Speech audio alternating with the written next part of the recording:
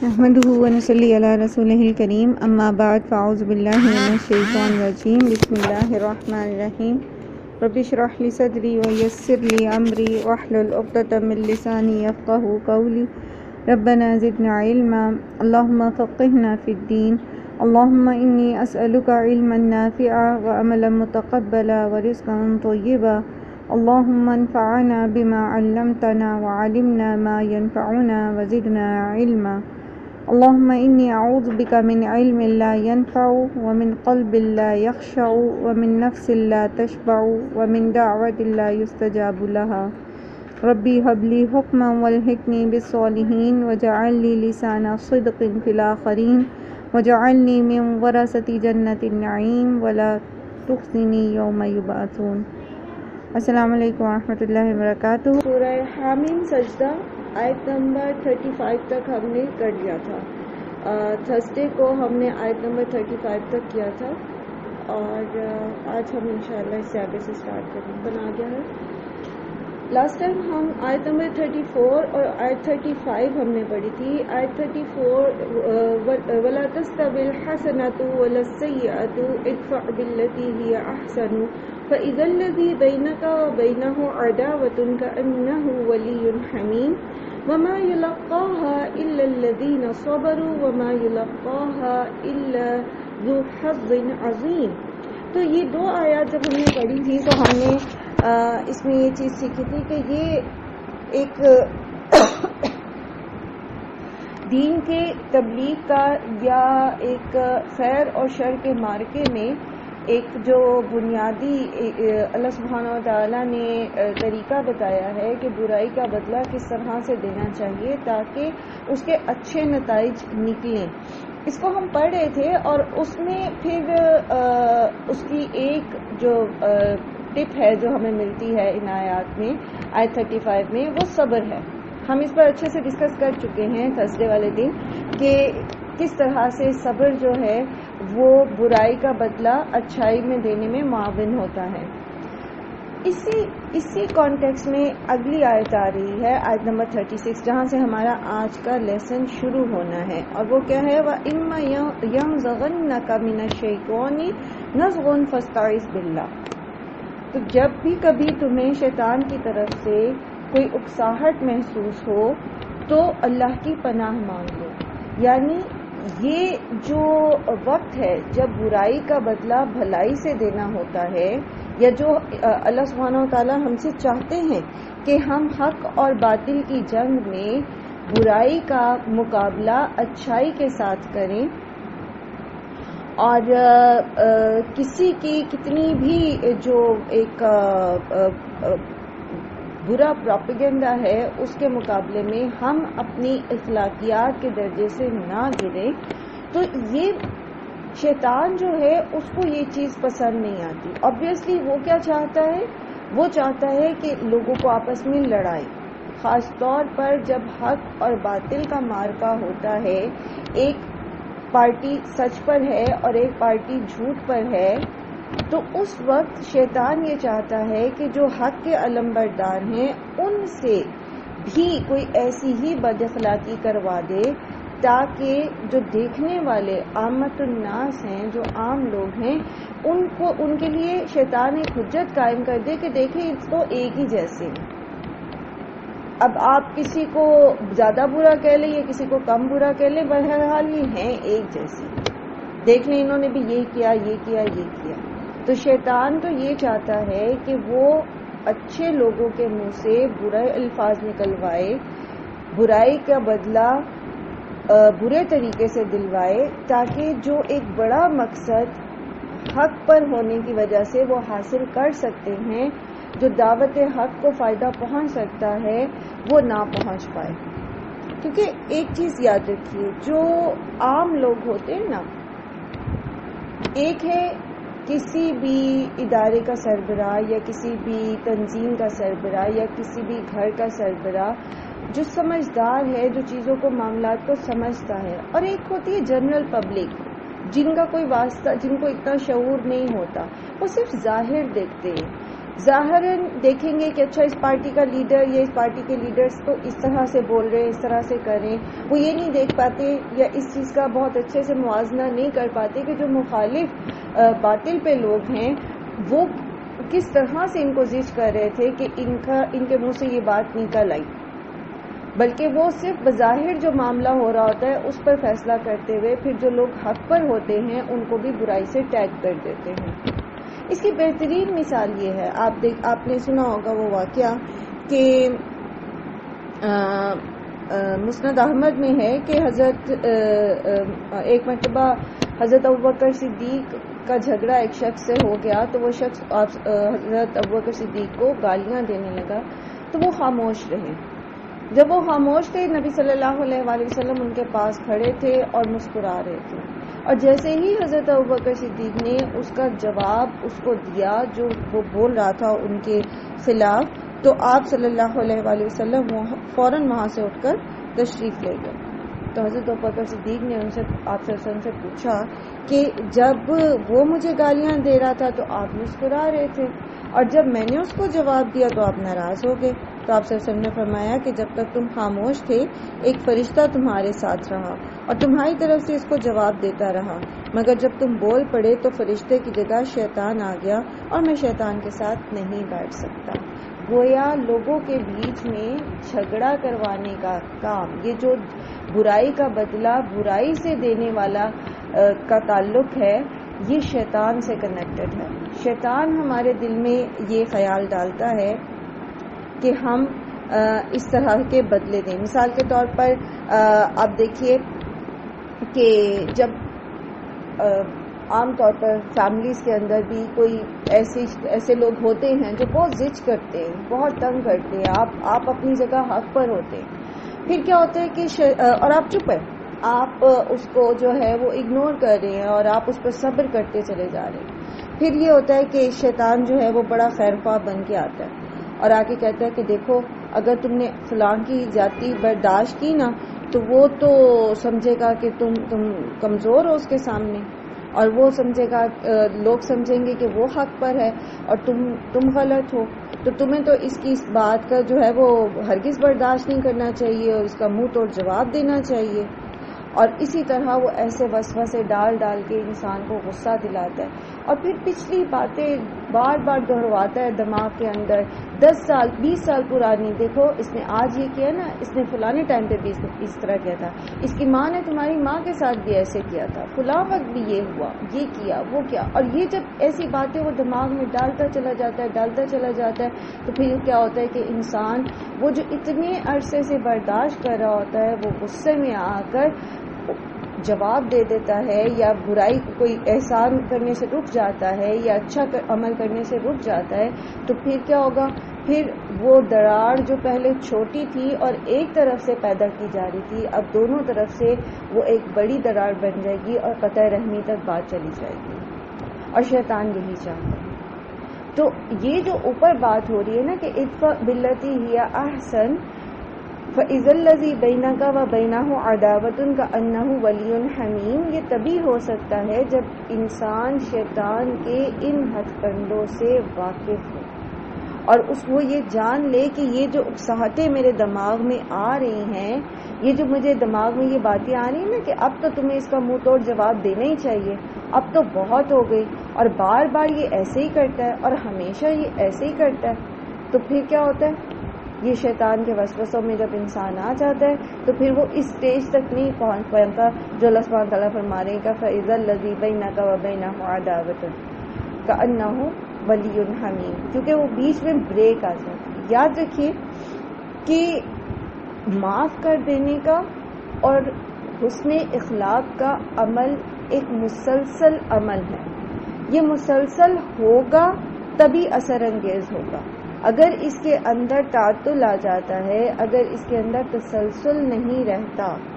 یعنی کبھی تو آپ خوش اخلاقی دکھاتے ہیں اور کبھی آپ بد اخلاقی دکھاتے ہیں، کبھی آپ معاف کر دیتے ہیں اور کبھی آپ معاف نہیں کرتے، کبھی آپ کسی کا ذکر اچھے الفاظ میں کرتے ہیں اور کبھی آپ اس کو لتاڑ کے رکھ دیتے ہیں، تو پھر یہ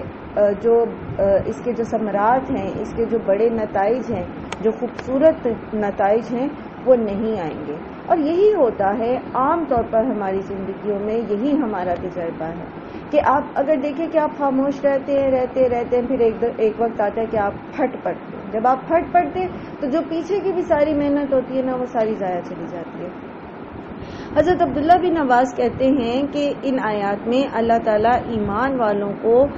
حکم دیتا ہے کہ غصے کے وقت صبر کریں اور دوسروں کی جہالت پر بردباری کا ثبوت دیں اور درگزر کریں. ایسے لوگ شیطان کے داؤ سے محفوظ رہتے ہیں. یعنی جو صبر کرتا ہے, جو اپنے غصے پر قابو رکھتا ہے, جو دوسروں کو معاف کر دیتا ہے, درگزر کی پالیسی پر یقین رکھتا ہے, تو ایسے لوگوں کو پھر شیطان نہیں بہکا سکتا. یہ جو وہ آ رہا ہے نا بیچ میں ڈالنے کے لیے وسوسے, تو وہ پھر کامیاب نہیں ہوتا اور پھر انسان اپنی زندگی کا بڑا مقصد جو ہے وہ کامیابی سے پا لیتا ہے. کسی کو بھی درگزر کرنے کے لیے یا کسی کے بھی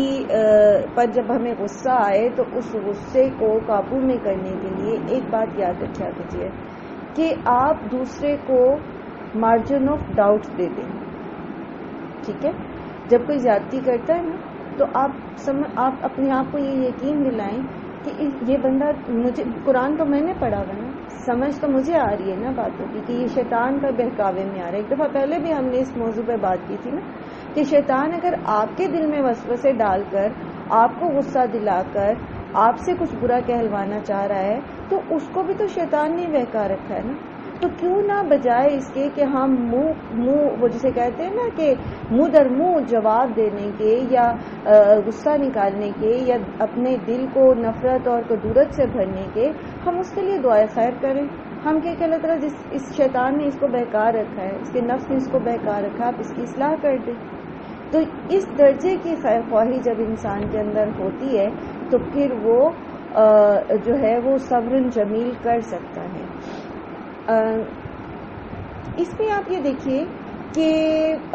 جہاں یہ بات ہو رہی تھی نا پیچھے بھی, اس دن بھی, جیسے رقیہ نے کہا تھا کہ ہم ساری زندگی لوگوں کے ساتھ اچھا کرتے رہتے ہیں لیکن وہ کبھی بھی ولی حمیم نہیں بنتے.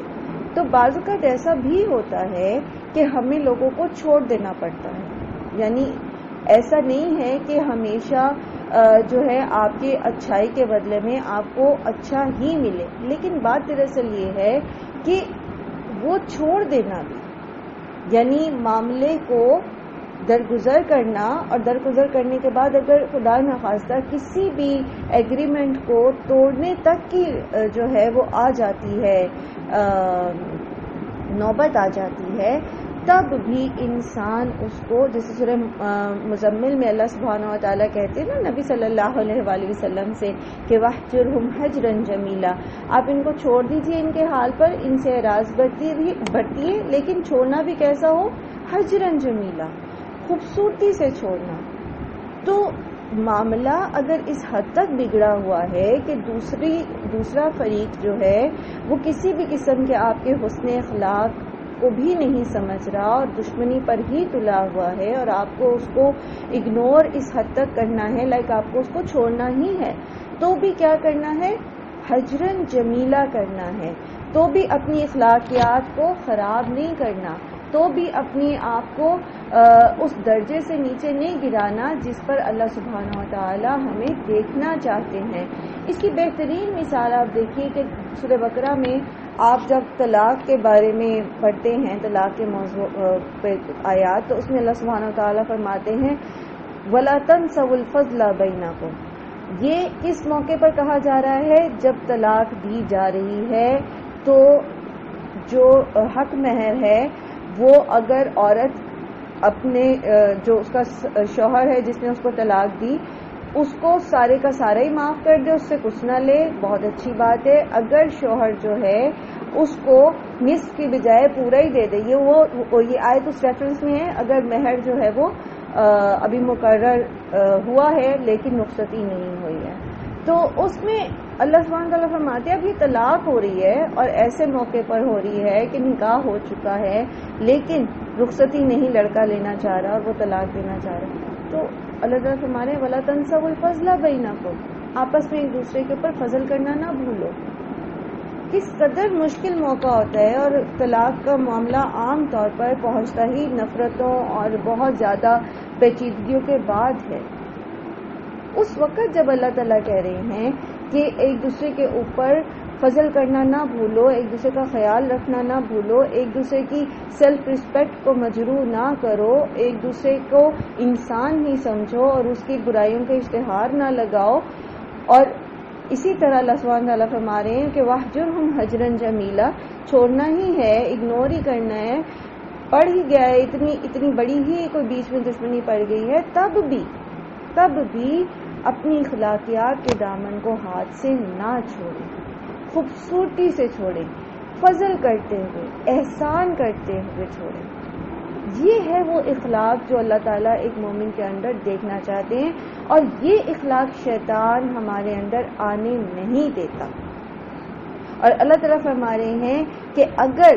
آپ کسی کو معاف کرنا چاہ رہے ہیں، آپ کسی سے کو درگزر کرنا چاہ رہے ہیں، اور آپ کے دل میں ایسے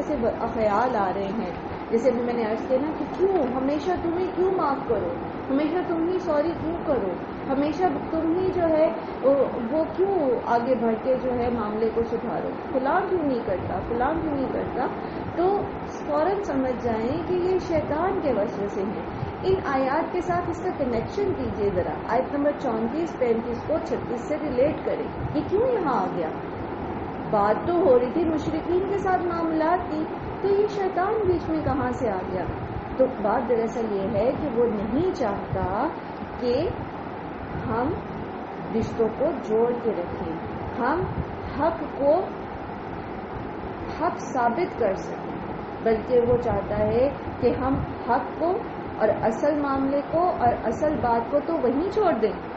اور لڑائی جھگڑے کو آگے بڑھائیں. اور پھر وہ شیطان جو ہے وہ اس معمولی جھگڑے کو فساد کا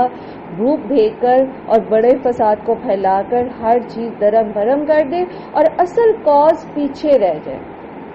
اور یہ بہت ساری مثالیں ہم نے دیکھی ہوں گی کہ کتنی دفعہ ایسا ہوتا ہے کہ آپ ایک بڑے مقصد کو لے کے اکٹھے ہوتے ہیں، ایک بڑے مقصد کے لیے ملتے ہیں، اور پھر کسی ایک سے کوئی اختلاف ہوتا ہے، اور وہ اختلاف کو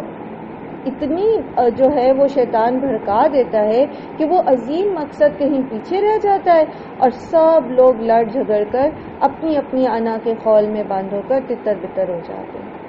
اب شیطان وسوسے ڈال رہا ہے، اس کا تو کام ہے، اس نے تو کہا تھا میں آگے سے بھی آؤں گا، پیچھے سے بھی آؤں گا، دائیں سے بھی آؤں گا، بائیں سے بھی آؤں گا، وہ تو اپنا کام کر رہا ہے، تو ہمیں کیا کرنا ہے پھر؟ تو اس کا طریقہ اللہ سبحانہ وتعالیٰ نے فرما دیا فاستعذ باللہ، تو اللہ کی پناہ لے لو، کیونکہ شیطان کے وسوسوں سے، اس کے شر سے ہم بچ نہیں سکتے سوائے اس کے کہ اللہ تعالیٰ کی مضبوط پناہ میں آ جائیں. جہاں اللہ کا ذکر ہوتا ہے وہاں سے شیطان بھاگ جاتا ہے. نبی صلی اللہ علیہ وآلہ وسلم اپنی نماز میں جو تعوذ پڑھا کرتے تھے وہ ہے، میں نے آپ کے ساتھ شیئر بھی کیا تھا رمضان میں جب ہم نماز میں مسنون اذکار یاد کر رہے تھے،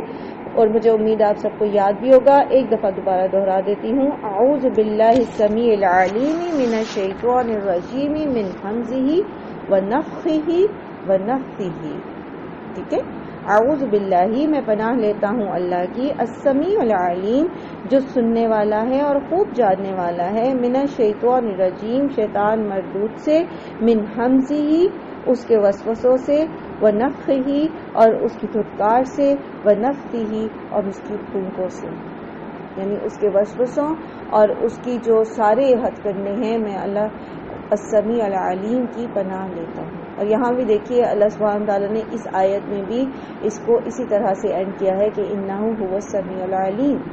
کہ اللہ تعالیٰ وہ جس کی آپ اس کی پناہ لیں جو خوب سننے والا اور علم رکھنے والا ہے. وہ جانتا ہے کہ شیطان کس کس طرح سے حاوی ہونے کی کوشش کر رہا ہے، اور وہ قدرت رکھتا ہے کہ وہ ہمیں شیطان کے شر سے بچائے. تو ایک کام تو یہ ہے کہ ہم اللہ سبحانہ وتعالیٰ کی پناہ لیں اور شیطان کو جو ہے وہ پہچان جائیں. پھر اسی موضوع کی مختلف آیات، یہ 5واں موقع ہے جہاں پر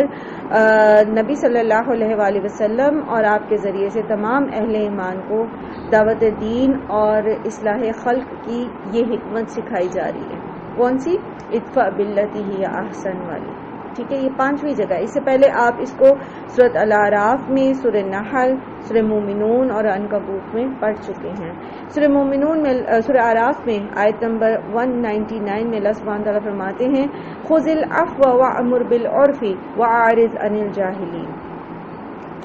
کہ آپ اس شیطان کے حملے سے کیسے بچ سکتے ہیں،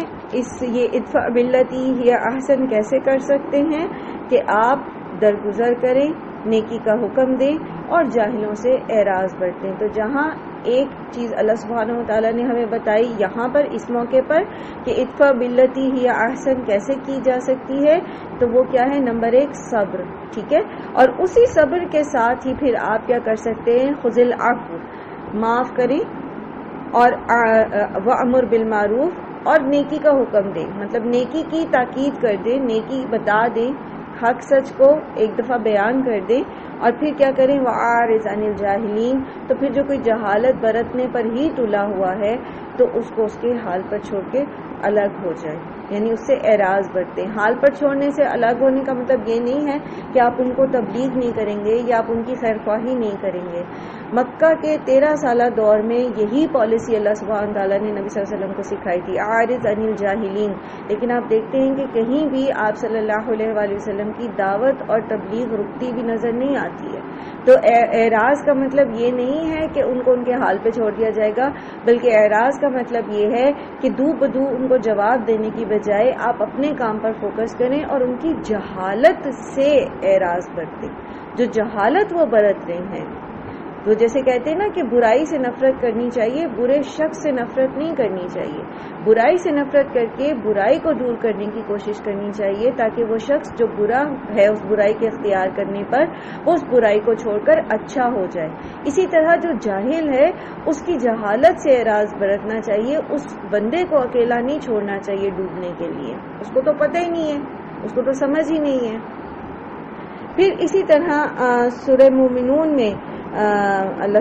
سبحانہ تعالیٰ فرماتے ہیں ادفع باللتی ہی احسن السیئہ نحن اعلم بما یصفون، آپ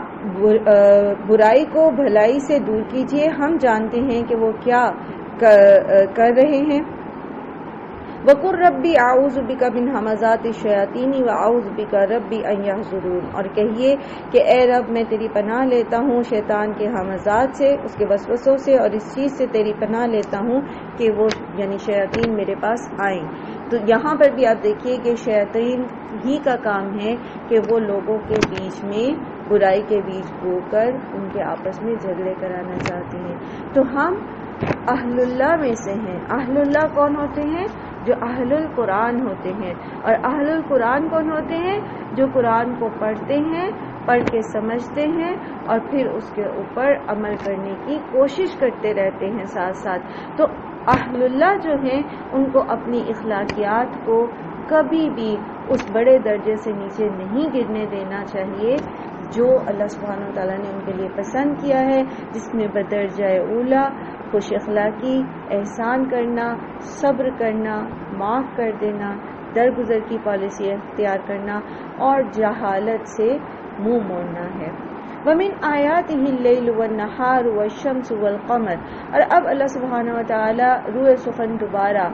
جنرل پبلک کی طرف موڑ رہے ہیں، ان لوگوں کی طرف جو اللہ کی ان نشانیوں کو بجائے اس کے کہ ان نشانیوں کے ذریعے اصل معبود تک پہنچتے، ان نشانیوں کے بنانے والے کو پہچانتے، انہوں نے انہی کو معبود سمجھ لیا۔ اللہ سبحانہ تعالیٰ فرماتے ہیں وَمِنْ آيَاتِهِ اللَّيْلُ وَالنَّهَارُ وَالشَّمْسُ وَالْقَمَرُ، یہ نشانیوں میں سے ہے اللہ کی دن اور رات اور سورج اور چاند۔ لا تسجدوا للشمس ولا للقمر اور نہ تم سجدہ کرو سورج کو اور نہ ہی چاند کو، واسجدوا للہ بلکہ سجدہ کرو اللہ ہی کو، الذی خلقہن ان کنتم ایاہ تعبدون اسی نے تمہیں پیدا کیا ہے اگر تم اس کی عبادت کرتے ہو۔ سورج چاند ستاروں کی عبادت لوگ کیوں کرتے تھے؟ لوگوں نے ہر دور میں جس میں ایک خدا کی عبادت کی گئی ہے، مطلب کسی کو بھی معبود بنایا گیا ہے، یعنی ایتھیزم کے علاوہ جتنے بھی ادیان ہیں اس میں جن بھی مظاہر فطرت کی پوجا کی گئی ہے تو بیسیکلی ان کو مظہر خدا سمجھ کے پوجا کی گئی ہے۔ یعنی یہ جو سورج ہے، یہ جو چاند ہے، یا یہ جو بت ہیں، یا یہ جو بھی چیزیں جس کو لوگ سجدہ کرتے ہیں، تو وہ بیسیکلی ان چیزوں کو سجدہ نہیں کر رہے ہوتے تھے، بلکہ ان کے پیچھے کانسیپٹس کیا تھے، ان کی کہانیاں کیا تھیں کہ وہ ان کو خدا کا مظہر سمجھتے تھے، یعنی خدا کا پرتو سمجھتے تھے۔ جسے فرعون نے یا نمرود نے خدائی کا دعویٰ کیا تو لوگ ان کو سجدہ کرتے تھے، فرعون اور نمرود کو، تو آپ کا کیا خیال ہے کہ وہ یہ سمجھتے تھے کہ یہ فرعون اور نمرود خدا ہیں، یا یہ ہمیں پیدا کرنے والے ہیں، یا انہوں نے سورج اور چاند اور باقی چیزوں کو بنایا؟ بلکہ ان کا دعویٰ کیا تھا، ان کی خدائی کا دعویٰ کیا تھا کہ ہم سورج دیوتا کے اوتار ہیں، یعنی ہم اس کا پرتو ہیں، ہم اس کا مظہر ہیں، ہمارے اندر جو ہے وہ دیوتا کی قوتیں ہیں۔ اصل میں دیوتا وہ سورج کو ہی مانتے تھے۔ یہ دونوں قومیں جو ہیں یہ قریباً سورج کی پوجا کرتی تھی، اور فرعون کی قوم گائے کی بھی پوجا کرتی تھی۔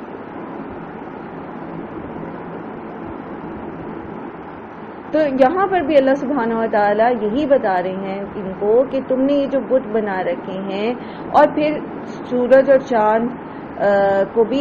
جو لوگ پوجتے ہیں یا ان کے اوتار بنائے ہوئے بتوں کی شکلوں میں، تو اصل میں یہ تو اللہ کی نشانیاں ہیں، ان کو سجدہ نہ کرو، یہ تو خود مخلوق ہے، بلکہ اس کو سجدہ کرو جس نے ان کو بھی پیدا کیا، ان سب چیزوں کو، اور تمہیں بھی پیدا کیا۔ صرف وہی عبادت کے لائق ہے، نہ کہ اسی کی مخلوق۔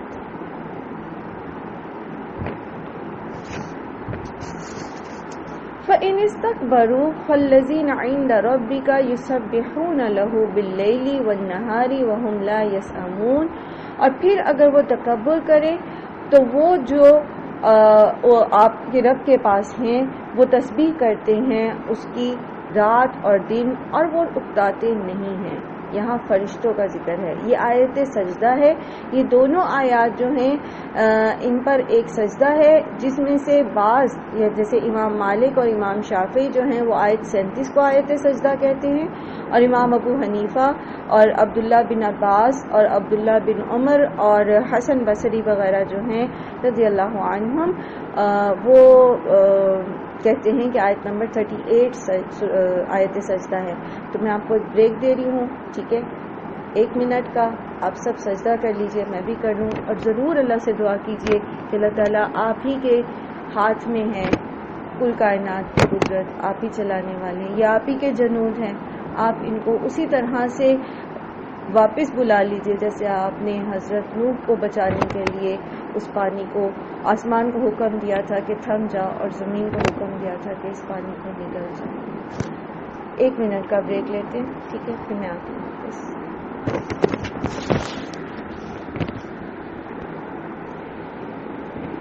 اللہ تعالیٰ فرما رہے ہیں فَنِسْتَكْبَرُوا فَالَّذِينَ عِندَ رَبِّكَ يُسَبِّحُونَ لَهُ بِاللَّيْلِ وَالنَّهَارِ وَهُمْ لَا يَسْأَمُونَ۔ تو یہاں ذکر ہے فرشتوں کا، اور اللہ تعالیٰ فرماتے ہیں کہ اگر یہ تکبر کرتے ہیں، اللہ کی عبادت کرنے کا انکار کرتے ہیں، یا اللہ کو معبود نہیں ماننا چاہتے، تو آپ ان کو بتا دیجئے کہ جو اللہ کے پاس ہیں یعنی فرشتے، وہ اللہ سبحانہ و تعالیٰ کی ہر لمحہ تسبیح کر رہے ہیں، اور وہ اکتاتے نہیں ہیں، وہ تھکتے نہیں ہیں۔ اور فرشتوں کی اگر ہم بات کرتے ہیں تو آپ دیکھیے کہ فرشتے جو ہیں وہ مختلف ڈیوٹیز انجام دیتے ہیں، ٹھیک ہے، اور یہ مختلف ڈیوٹیز انجام دینے میں دن اور رات کے سارے انتظامات جو ہیں وہ اللہ کے حکم سے چلا رہے ہیں۔ کوئی بارش کا فرشتہ ہے، اور اسی طرح کوئی اللہ کے حکم سے کسی کو رزق لے کر آتا ہے کسی کے لیے، کوئی کسی کے لیے جو ہے وہ حفاظت کسی کی کرتا ہے اللہ کے حکم سے، اور اسی طرح کوئی موت کا فرشتہ ہے، اور کسی کے ذمہ کوئی ڈیوٹی اللہ تعالیٰ نے لگا رکھی ہے اور کسی کے ذمہ کوئی، اور اس کے علاوہ ایسے فرشتے موجود ہیں جو ہم وقت جو ہیں اللہ سبحانہ و تعالیٰ کے حضور سجدہ کیے ہوئے ہیں، اور ہم وقت جو ہیں وہ اللہ کی تسبیح بیان کر رہے ہیں۔ اور پھر یہ فرشتے جو مختلف ڈیوٹیز دے رہے ہیں، جیسے وہ فرشتے جو حاملین عرش ہیں، جنہوں نے اللہ کے عرش کو اٹھا رکھا ہے، وہ بھی ہر وقت اللہ کی تسبیح بیان کرتے رہتے ہیں، اور جو اس کے ارد گرد ہیں وہ بھی اللہ کی تسبیح بیان کرتے رہتے ہیں۔ اور یہ فرشتے جو دنیا میں زمین پر اللہ کے احکامات لے کے اترتے ہیں، جو کرامن کاتبین ہیں، جو آل دا ٹائم ہمارے ساتھ ہوتے ہیں اور ہمارے اعمال لکھ رہے ہوتے ہیں، یہ سب ہم وقت اللہ کی تسبیح بیان کرتے رہتے ہیں اور یہ اکتاتے نہیں ہیں۔ اور یہاں پر اگر ایک بات یاد رکھیے کہ اگر یہ فرشتے بھی نہ تسبیح کریں اللہ تعالیٰ کی، تب بھی اللہ سبحانہ و تعالیٰ الغنی الحمید ہے، وہ آپ سے آپ تعریف والے ہیں، وہ السبوح ہیں، کوئی اگر ان کی پاکی نہیں بھی بیان کرتا تو وہ آپ سے آپ جو ہیں وہ پاکی والے ہیں۔ تو لیکن یہاں پر ان کو بتایا جا رہا ہے کہ تم اگر ایک انسان ہو کر تکبر کرتے ہو اور غرور میں آ کر تم اپنی بات نبی صلی اللہ علیہ وآلہ وسلم کی بات نہیں مان رہے ہو اور اپنی بات کو اس کے اوپر رکھ رہے ہو صرف اس وجہ سے کہ تمہیں آپ صلی اللہ علیہ وآلہ وسلم کی بات مان کر اپنا جو ایک وہ سرداری کا پندار ہے وہ ٹوٹتا ہوا نظر آ رہا ہے، تو تم بے شک نہ مانو اس بات کو، لیکن پھر بھی اس سے دعوت حق کو کوئی فرق نہیں پڑنے والا اور اللہ سبحانہ و تعالیٰ کی شان میں کوئی کمی نہیں آنے والی۔ اس کے پاس تو ایسی مخلوق موجود ہے جو تم سے کہیں زیادہ ہے تعداد میں اور کہیں زیادہ تم سے زیادہ اللہ کی تسبیح بیان کرنے والی ہے اور ہر وقت کرتی رہتی ہے اور کبھی بھی تھکتے نہیں ہیں۔ وَمِنْ آيَاتِهِ أَنَّكَ تَرَى الْأَرْضَ خَاشِعَةً فَإِذَا أَنزَلْنَا عَلَيْهَا الْمَاءَ اهْتَزَّتْ وَرَبَتْ، اور اس کی نشانیوں میں سے ہے بے شک آپ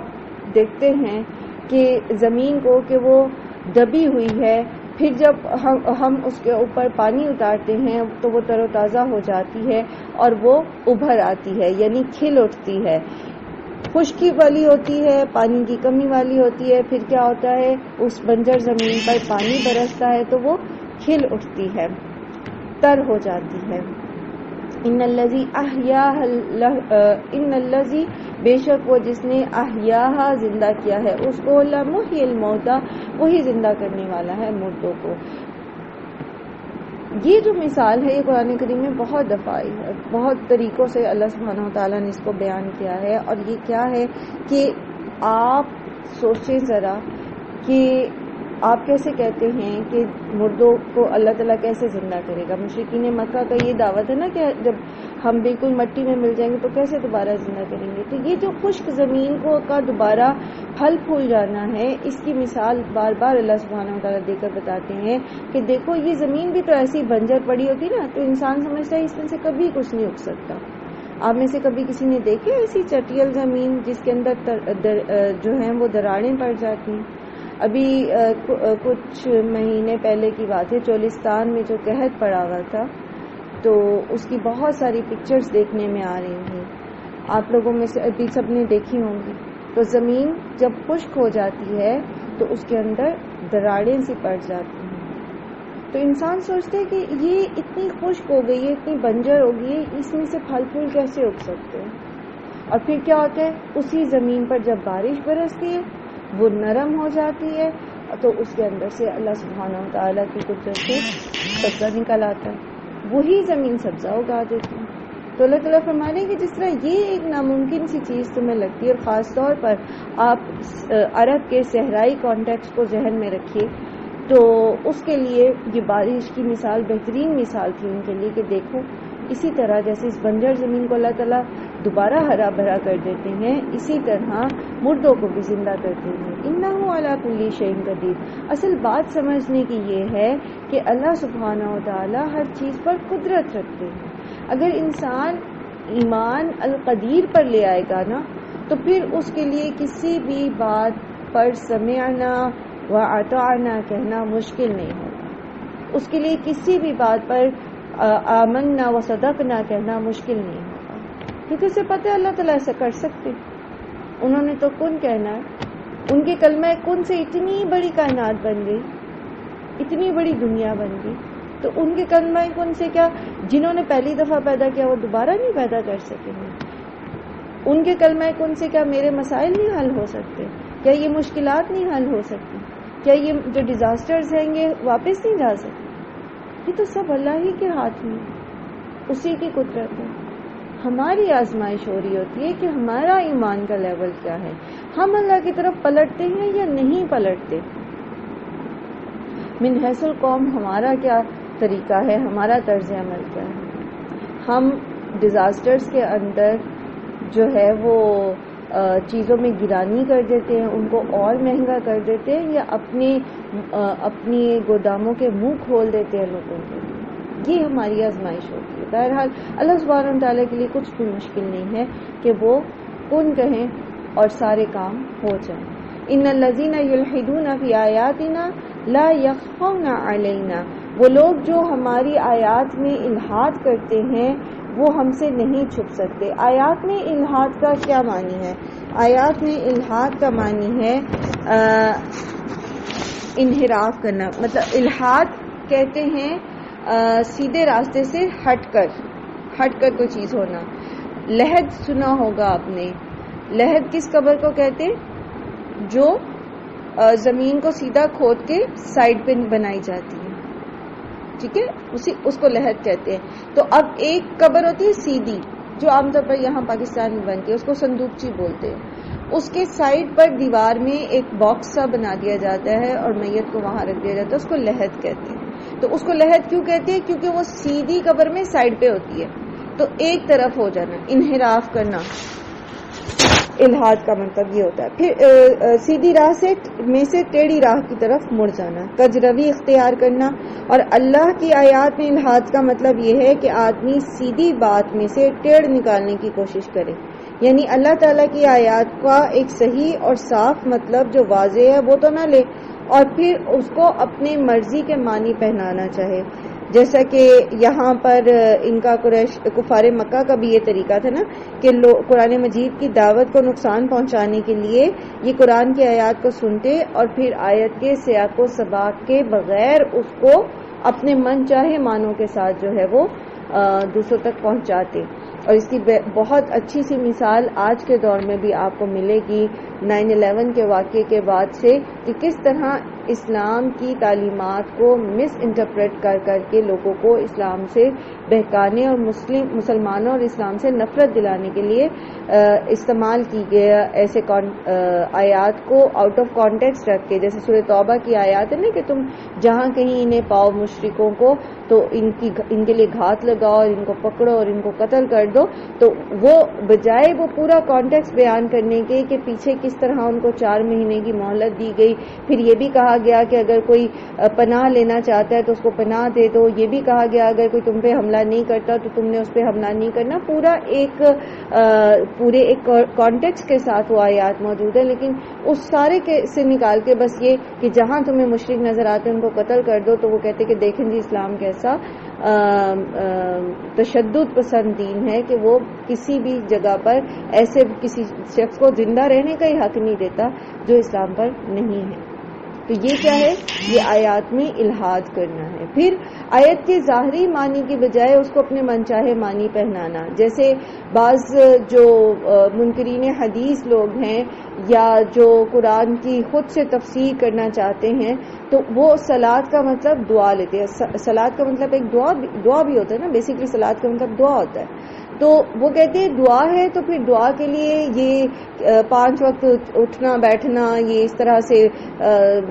وضو کرنا اور یہ تو بیکار ہے، آپ چلتے پھرتے دعا کر سکتے ہیں اللہ سے. تو یہ جو نماز ہے، نماز کی یہ جو شکل ہے یہ نہیں ہے، اصل میں دعا ہے، وہ آپ جب مرضی کریں. تو وہ کیا ہے؟ اقیم الصلاۃ کے سیدھے سادے جو معنی ہیں جو اللہ کے رسول صلی اللہ علیہ وآلہ وسلم نے ہمیں بتائے کہ نماز قائم کرو اس کی بجائے گرامیٹکلی اس کو ثابت کر کے کچھ کا کچھ تو اس کو غلط معنی پہنا دینا، یہ بھی کیا ہے؟ آیات میں الحاد۔ اور آیات میں الحاد سے کیسے بچا جا سکتا ہے؟ جو جان بوجھ کے کرتے ہیں وہ تو کرتے ہی ہیں، جن کا یہاں ذکر ہے، لیکن ہم کیسے بچ سکتے ہیں اس چیز سے؟ تو اس کے لیے جو بنیادی اصول سلف صالحین نے واضح کیا ہے وہ یہ ہے کہ قرآن کی تفسیر بالقرآن کی جائے یا پھر قرآن کی تفسیر بالآثار کی جائے، یعنی احادیث کی روشنی میں کی جائے،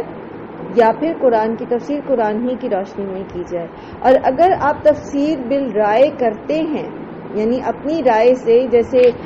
تفسیر بالرائے کی ایک بہترین مثال جو ہے وہ تفہیم القرآن ہے۔ تفہیم القرآن تفسیر بالرائے ہے، ٹھیک ہے، اور تفسیر ابن کثیر جو ہے وہ تفسیر بالماسور ہے، یعنی آثار کے ذریعے، احادیث کے ذریعے اس کی تفسیر کی گئی ہے۔ اسی طرح آپ کو تفسیر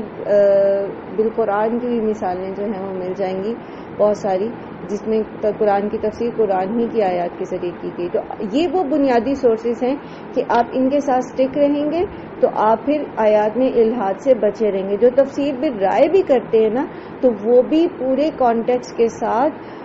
انہی یہ جو قرآن کی تفسیر بالقرآن ہے یا تفسیر بالآثار ہے، اسی سے اوریجن لے کر تو پھر اس آیت کی مزید وضاحت کرتے ہیں، اس کو آسان کرنے کی کوشش کرتے ہیں۔ لیکن جو اس سے ہٹ جاتا ہے، یعنی قرآن کی تفسیر قرآن کے ذریعے یا قرآن کی تفسیر آثار کی بجائے اپنی رائے اور صرف اس کو گرامر بیس بنا کے پر یا محض دیگر فلسفوں کے ساتھ جو ہے اس کو کر کے جوڑ کے بیان کرنے اور قرآن کی آیات کو اپنے فائدے میں استعمال کرنے کے لیے کرتا ہے، تو ایسے لوگ جو ہیں وہ پھر اللہ سبحانہ و تعالیٰ کی ان کے لیے بہت بڑی تنبیہ ہے۔ اللہ تعالیٰ فرماتے ہیں افمن یلقی فی النار خیر ام من یأتی آمنا یوم القیامہ۔ کس کے لیے کہا جا رہا ہے یہ کہ افمن یلقی فی النار؟ ان کے لیے ان الذین یلحدون فی آیاتنا لا یخفون علینا، ٹھیک ہے، یعنی وہ لوگ جو قرآن کی تفسیر کو، قرآن کی آیات کو اپنے من چاہے معنی پہنانا چاہتے ہیں، تو پھر ان کے لیے آگ کا عذاب ہے۔ اب کون زیادہ بہتر حال میں ہے؟ جسے آگ کا عذاب دیا جا رہا ہے وہ بہتر حال میں ہے، یا پھر وہ جو قیامت کے دن امن میں رہے؟ جو آیات میں الحاد کی ایک اور مثال میری نظر سے گزری، میں آپ کے ساتھ وہ بھی شیئر کرنا چاہوں گی کہ ابھی پیچھے ہی آپ نے سورہ حامیم سجدہ میں پڑھا نا، جہاں پر آیت نمبر 10 میں وَجَعَلَ فِيهَا رَوَاسِيَ مِن فَوْقِهَا وَبَارَكَ فِيهَا وَقَدَّرَ فِيهَا أَقْوَاتَهَا فِي 4 أَيَّامٍ سَوَاءً لِلسَّائِلِينَ۔ تو جدید جو اشتراکیت کے ماننے والے ہیں لوگ، جو مارکسزم کے ماننے والے ہیں، وہ اس آیت کو اشتراکیت کے حق میں لے کر آتے ہیں۔ نظام اشتراکیت، آپ میں سے کسی نے اکنامکس پڑھی ہو تو مارکسزم یا اشتراکیت کو وہ سمجھ سکتا ہے۔ وہ کہتا ہے، کارل مارکس کا یہ کہنا تھا کہ جتنے بھی ریسورسز ہیں ملک کے وہ گورنمنٹ کے پاس ہوں گے، اور گورنمنٹ خود جو ہے وہ عوام کو اس کو ایکولی ڈیوائڈ کرے گی، جس سے راشن کارڈ اور یہ ساری چیزیں جو ہیں یہ وجود میں آئی تھیں۔ اگر آپ کو تھوڑا سا پیچھے پاکستان کی ہسٹری کا بھی پتہ ہو تو ایک زمانے میں راشن کارڈ ہوتے تھے جس میں ہر فیملی کے افراد کا درج ہوتا تھا اور اس کو اتنا ہی راشن ملتا تھا جتنا اس کے کارڈ کے اوپر لکھا گیا ہوتا تھا۔ یعنی بیسک جو عوام کے پاس اپنے پاس ملکیت کے حقوق نہیں ہوتے تھے، بلکہ وہ گورنمنٹ کے پاس ہوتے تھے، اور گورنمنٹ جو ہے وہ لوگوں میں اس کو تقسیم کرتی تھی۔ تو یہ جو ہے نا کہ سب سوالیوں کے لیے برابر اس میں جو ہے حصہ ہے، جو زمین کے اندر جو کچھ بھی بتایا گیا ہے اللہ تعالیٰ نے 4 دن کے اندر زمین کے اندر جو ریسورسز رکھے، تو اس آیت کو وہ مارکسزم کے لیے کے حق میں پیش کر کے اس کو جدید اسلام کا ایڈیشن جو ہے انہوں نے انٹروڈیوس کروایا تھا، اس کو نظام ربوبیت کا نام دے کر۔ تو بات دراصل یہ ہے کہ اسلام جو ہے وہ مارکسزم کو سپورٹ نہیں کرتا، بلکہ اسلام جو ہے وہ ملکیت کے نظام کو سپورٹ کرتا ہے کہ جس کا جو مال ہے وہ اس کا خود مالک ہے اور خود اس کے اندر تصرف کر سکتا ہے اپنی مرضی سے. ہاں اس میں اللہ تعالیٰ نے اس کو کچھ پابند کیا ہے زکوٰۃ کا اور کچھ حلال اور حرام کے حوالے سے، وہ اس کا پابند ہے، لیکن جو جس کا ہے وہ اس کا خود مالک ہے، نہ کہ حکمران اس کے جائیداد کا مالک ہو. تو اس طرح سے لوگ آیات میں الحاد کرتے ہیں اور ایسا کرنے والوں کے لیے پھر آگ ہے. اعملوا ما شئتم، عمل کرو جو تم چاہو کرنا، انہو بے شک وہ بما تعملون بصیر، جو کچھ تم عمل کر رہے ہو وہ خوب دیکھ رہا ہے. تم جو کرنا چاہتے ہو کرتے رہو. تو بہرحال اللہ سبحانہ وتعالی دیکھ رہے ہیں جو بھی تم کر رہے ہو، اور قیامت کے دن پھر پورے کا پورا فیصلے کا اختیار جو ہے وہ اللہ رب العزت ہی کے پاس ہے. ان الذین کفروا، بے شک وہ لوگ جنہوں نے کفر کیا، بالذکر قرآن کا، جنہوں نے قرآن کا انکار کر دیا کہ قرآن، اور لما جاءہم جب آیا ان کے پاس، وَإِنَّهُ اور بے شک وہ لکتاب عزیز، البتہ ایک بہت زبردست کتاب ہے. قرآن کریم کا انکار کیسے کیسے کر رہے تھے کفار. کوئی اس کو جھوٹ کہتا، کوئی اس کو شاعری کہتا، کوئی اسے مضمون کی باتیں کہتا، کوئی اسے جادوگری کہتا. حالانکہ یہ کتاب کیا ہے؟ یہ عزیز ہے، بہت زبردست کتاب ہے. یہ ایسی اٹل ہے کہ اسے کوئی بھی کسی بھی قسم کی باطل کی چالوں سے شکست نہیں دے سکتا. اور اس کتاب کے اندر سچائی ہے، سچائی کا زور موجود ہے. عزیز کا مطلب کیا ہوتا ہے؟ زبردست، زور آور. تو قرآن کریم کیسے زور آور ہے کہ اس کے اندر سچائی ہے، اسے جھوٹ کے ساتھ جھٹلایا نہیں جا سکتا، جھوٹ کے ساتھ اس کو توڑا نہیں جا سکتا. پھر قرآن کے اندر علم ہے، اس کی باتیں ایسے کسی مجنون کی یا دیوانے کی بڑھ نہیں ہے، بلکہ اس کے اندر جو بھی بات کہی گئی ہے وہ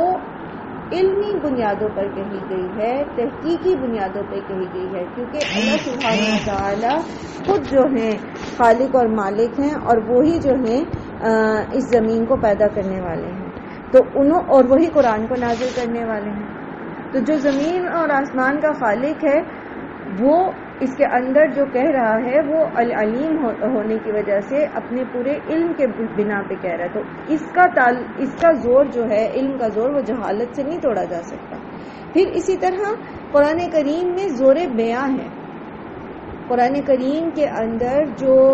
بیان ہے وہ اس قدر زور آور ہے کہ سننے والے پر اثر کرتا ہے. قرآن کی قرأت اگر کسی کو معنی سمجھ نہ بھی آ رہے ہو تب بھی آپ دیکھیں کہ اس کے اوپر اثر کرتی ہے. اس کا جو زور بیان ہے، جو اس کا اتار چڑھاؤ ہے اس کے الفاظ کا، حروف کا، تو وہ انسان کے اوپر اثر کرتا ہے. اور اس کو کوئی بھی کسی بھی آپ دنیا کی کسی بھی ٹاک سے مقابلہ کر کے دیکھیں، کسی بھی موٹیویشنل اسپیکر کی ٹاک سے اتنی موٹیویشن نہیں آپ کو ملتی جیسے آپ کو قرآن کی آیات سے ملتی ہے. پھر اسی طرح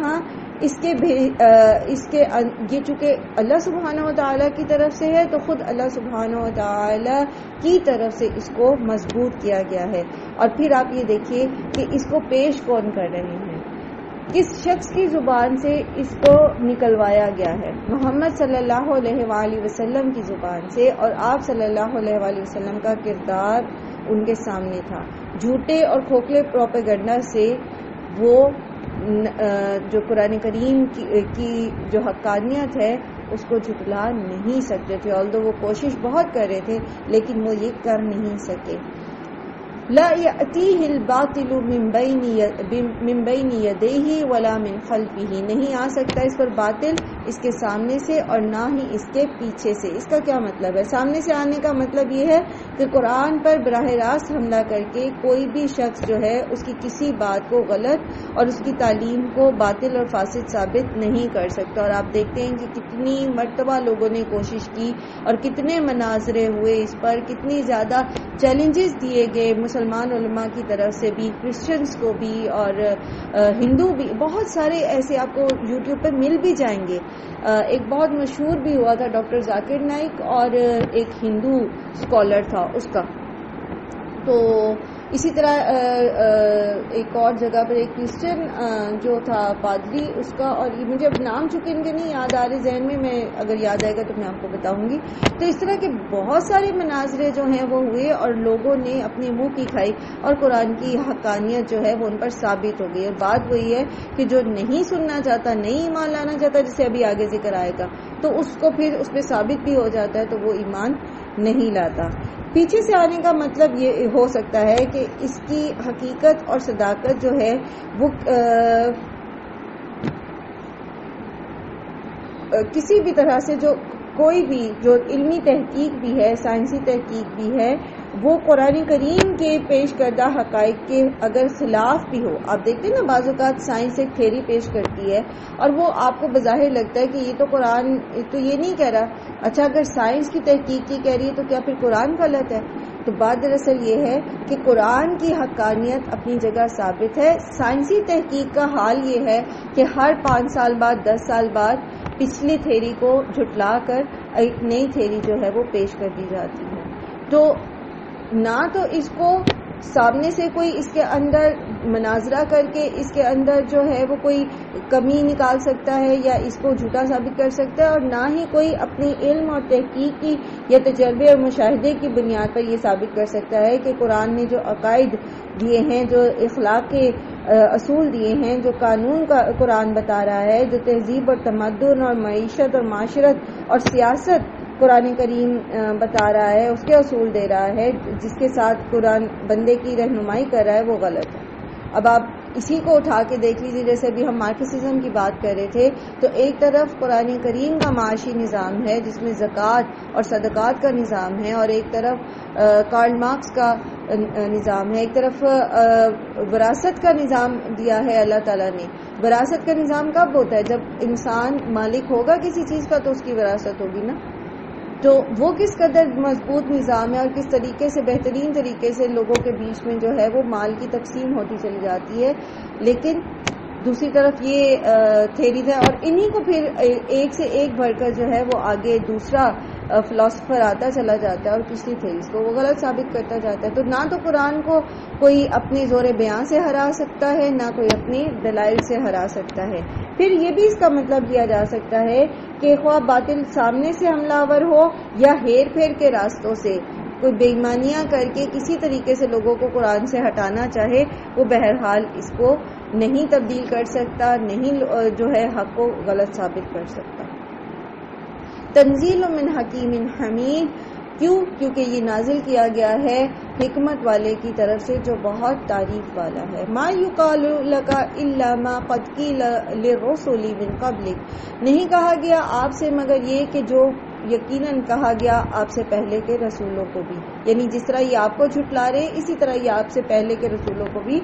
اسی طرح سے ان کی قومیں جھٹلاتی رہیں. ان ربک لذو مغفرۃ وذو عقاب علیم. اور بے شک آپ کا رب البتہ خوب بخشنے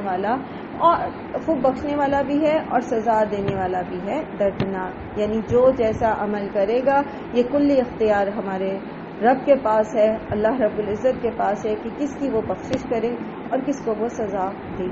وَلَوْ جَعَلْنَاهُ قُرْآنًا أَعْجَمِيًّا لَقَالُوا لَوْلَا فُصِّلَتْ آيَاتُهُ أَعْجَمِيٌّ وَعَرَبِيٌّ. اور اگر ہم بنا دیں اس قرآن کو عجمی، البتہ وہ کہتے کہ کیوں نہ کھول کر بیان کی گئی آیات اس کی، کیا کتاب تو ہے عجمی اور رسول ہے عربی. ان کی اس چیز کا جو ہے وہ پہلے بھی ایک اور جگہ بھی جو ہے اللہ سبحانہ و تعالیٰ فرماتے ہیں سورہ شعراء میں آیت نمبر 198 میں کہ یہ جو اعتراض ہے نا ان کا، یہ کہتے تھے کہ چونکہ محمد صلی اللہ علیہ وآلہ وسلم کی اپنی زبان بھی عربی ہے اور یہ قرآن بھی عربی ہے، تو پھر کیسے ثابت ہوگا کہ یہ اللہ کا کلام ہے؟ یہ تو بالکل ایسے ہی ہے جیسے انہوں نے، ان کے لیے کچھ بھی مشکل نہیں کہ یہ خود اس کو بنا لیں. تو ہم تو تب اس کو قرآن کو سچا مانتے جب یہ کسی اور ہی زبان میں اس کو بولتے، یعنی خالص عربی رسول جو ہے اس کے منہ سے کوئی اور ہی زبان جو ہے بیان ہو رہی ہوتی تو پھر ہم اس کو مانتے. تو اس کا جواب یہاں اللہ سبحانہ وتعالیٰ دے رہے ہیں کہ اگر عجمی زبان میں قرآن کو اتارا جاتا تو یہ اس بات پر ایمان نہ لاتے، بلکہ یہ کہتے کہ یہ کیا، یہ بات تو ہمیں سمجھ ہی نہیں آ رہی، تو ہماری زبان ہی نہیں ہے. جیسے سورہ شعراء آیت 198 میں اللہ فرماتے ہیں نا وَلَوْ نَزَّلْنَاهُ عَلَى بَعْضِ الْأَعْجَمِينَ فَقِرَاءَهُ عَلَيْهِمْ مَا كَانُوا بِهِ مُؤْمِنِينَ، اگر ہم اس کو یعنی قرآن کو کسی عجمی زبان میں نازل کر دیتے تو بھی یہ اس پر، اور وہ نبی صلی اللہ علیہ وآلہ وسلم ان کو یہ پڑھ کر سنا بھی دیتے تب بھی وہ اس پر ایمان نہیں لاتے۔ وجہ کیونکہ وہ ایمان لانا ہی نہیں چاہتے تھے، ورنہ تو قرآن کریم کی آیات اتنی واضح تھی، اتنی کھول کھول کے بیان کی گئی ہیں کہ سننے والا اس کو صحیح مان لیتا ہے اور اس پر ایمان لے آتا ہے اگر وہ حق کو ماننا چاہے۔ تو جو ماننا ہی نہیں چاہتے، جیسے ابھی آگے ذکر آ رہا ہے، تو پھر وہ ان کے سامنے کوئی کسی بھی قسم کا کوئی بھی ثبوت، کوئی بھی دلیل لا کے رکھ دی جائے تو وہ نہیں مانیں گے۔ وَأَمَّا الَّذِينَ كَفَرُوا يَقُولُونَ مَاذَا أَرَادَ اللَّهُ بِهَذَا مَثَلًا يُضِلُّ بِهِ كَثِيرًا وَيَهْدِي بِهِ كَثِيرًا، انہی مثالوں کے ذریعے جو ہے وہ بہت ساروں کو ہدایت مل جاتی ہے اور بہت سارے جو ہیں وہ بھٹک جاتے ہیں۔ وَمَا يُضِلُّ بِهِ إِلَّا الْفَاسِقِينَ، لیکن بھٹکتا کون ہے؟ جو فاسق ہے، جو نافرمانی کا اپنے اندر گرہ لگا چکا ہے پہلے ہی۔ اسی طرح اللہ تعالیٰ فرماتے ہیں وَنُنَزِّلُ مِنَ الْقُرْآنِ مَا هُوَ شِفَاءٌ وَرَحْمَةٌ لِّلْمُؤْمِنِينَ وَلَا يَزِيدُ الظَّالِمِينَ إِلَّا خَسَارًا، کہ قرآن کریم جو ہے اس میں جو نازل کیا گیا ہے وہ اس مومنوں کے لیے تو اس میں شفا اور رحمت ہے، لیکن ظالموں کو یہ صرف خسارے میں ہی بڑھاتا ہے اور ان کو سمجھ کچھ بھی نہیں آئے گی۔ کیوں؟ والذین لا یؤمنون فی آذانہم وقر، جو لوگ ایمان نہیں لاتے تو ان کے کانوں میں تو گرانی ہے، وہو علیہم اعمی،